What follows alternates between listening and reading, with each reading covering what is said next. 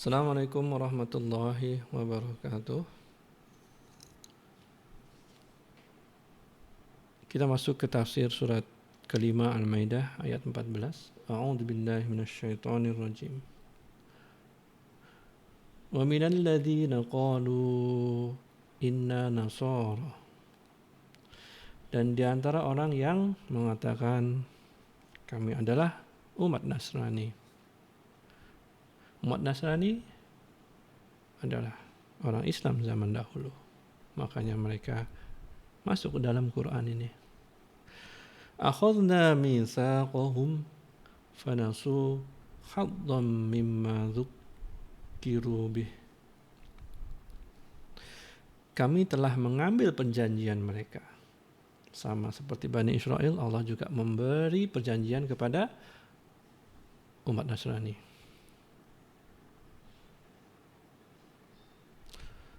Fanasu haddam mimma dzukkiru bih. Kemudian mereka melupakan bagian dari apa yang mereka diperingatkan dengannya. Sama seperti Bani Israel yang disampaikan di ayat sebelumnya. Dan ketika kita memiliki mitsak, perjanjian yang kuat, kemudian kita khianati, konsekuensinya datang. Apa konsekuensi untuk kaum Nasrani? Fa'rayna bainahumul adawah wal baghdha'a ila yaumil qiyamah. Maka kami timbulkan di antara mereka permusuhan dan kebencian di antara mereka sampai hari kiamat. Teman-teman tahu kan, umat Nasrani terpecah menjadi banyak golongan. Dari gereja satu dengan gereja dua, para umatnya tidak boleh menikah kecuali mendapatkan persetujuan dari pendetanya. Walaupun mereka nampak satu, tapi mereka terpecah karena permusuhan diakibatkan oleh pengkhianatan janji mitsak kepada Allah.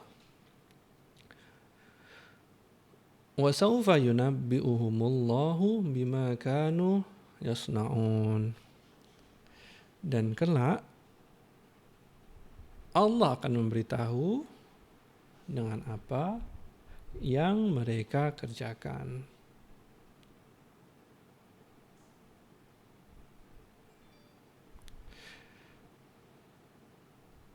Ya ahlal kitabi qad ja'akum rasuluna. Wahai ahli kitab, wahai Bani Israel, wahai kaum Nasrani, qad, sungguh telah datang kepada kalian Rasul kami.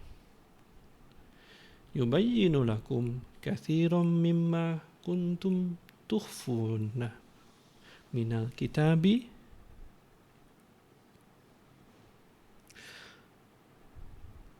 Rasul ini menjelaskan kepada kalian banyak hal-hal yang kalian sembunyikan dari isi kitab kalian, yang kalian tutup, yang kalian tidak aplikasikan, sehingga untuk umat-umat yang datang belakangan mereka tidak tahu. Nah, Rasul ini datang membongkar semuanya. Padahal Rasul ini, Nabi Muhammad SAW, ummi, tidak bisa baca, tidak bisa tulis. Ini adalah suatu grand strategi daripada Allah yang membuat tuduhan bahwa Nabi Muhammad SAW mempelajari kitab-kitab sehingga tahu tentang cerita nabi-nabi di masa lalu menjadi tidak valid. Jadi ilmu yang datang kepada Nabi Muhammad SAW adalah ilmu dari langit.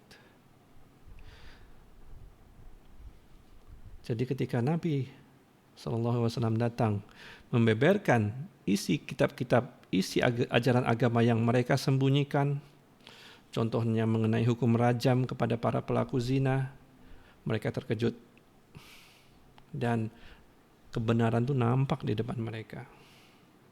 Mereka tahu bahwa ini benar-benar nabi yang ada dalam kitab mereka. Wa ya'fu an katsirah, dan membiarkan sebagian besar lainnya. Jadi yang dibeberkan, yang dibuka, yang diluruskan oleh Nabi Muhammad SAW itu hanya sedikit, tapi signifikan untuk menunjukkan bahwa kalian sejauh ini menyimpang, yuk kita sama-sama luruskan dan masuklah ke dalam agama Islam. Seperti itu. Qad ja'akum minallahi nurun wa kitabum mubina. Sungguh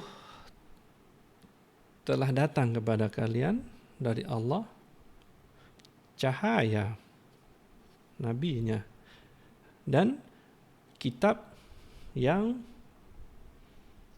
jelas, yang kebenarannya tidak bisa disangsikan lagi.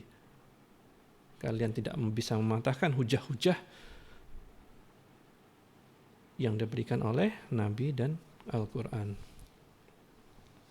Yahdi bihillahu manittaba'a ridwanahu subulas salam.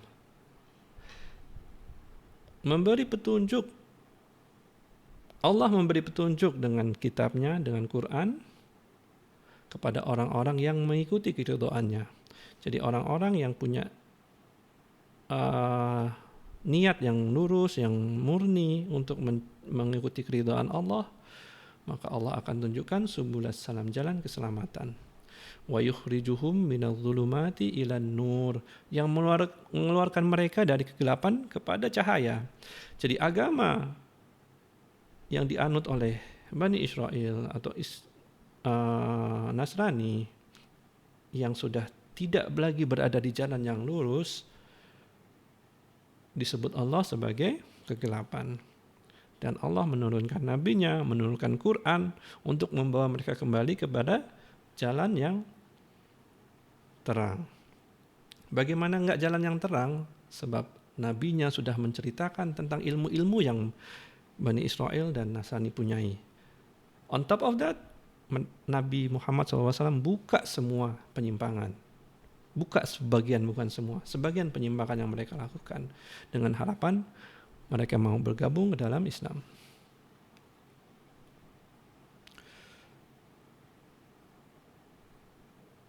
Biiznih, dengan izinnya. Jadi semua itu datang dengan izin Allah. Allah yang paling tahu isi hati manusia. Allah yang paling tahu hamba-hambanya yang worth it, yang layak untuk dapatkan cahaya. Wa yahdihim ila siratim mustaqim, dan memberi petunjuk kepada mereka kepada jalan yang lurus. Jalan yang lurus yang selalu kita doa tiap hari dalam sholat kita, agar kita ini tidak menyimpang. Makanya ketika Allah memberikan janji, mengikat kita dengan janji mitsaq, kita coba lakukan dengan sepenuh hati dan tidak berkhianat. Sebelum konsekuensi Allah datang yang membuat kita keluar daripada jalan yang lurus. Teman-teman, itu dulu. Cukup panjang juga penjelasan hari ini. Assalamualaikum warahmatullahi wabarakatuh.